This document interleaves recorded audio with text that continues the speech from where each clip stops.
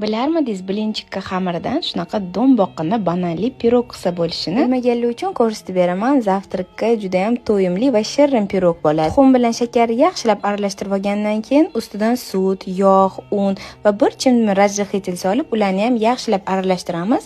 Qumaloq bo'lib qolmasligi kerak. Keyin qizib turgan tovamizga saryog' surib, ustidan shakar sepib chiqamiz. Keyin to'g'ralgan bananlarimizni tovaga terib, ustidan tayyor xamirimizni qo'yib, qopqog'ini yopib, pastoluvda yoqib qo'yamiz. Pirogimiz pishguncha chirk va kir bo'lib ketgan gazlarni 5 minutda billuri super aktiv vositasi bilan yaxshilab tozalab oldim. Ko'p kuch ishlatish shart emas. Oddiy gubkada bitta artsa ham hamma yog'lari top-toza bo'lib ketadi.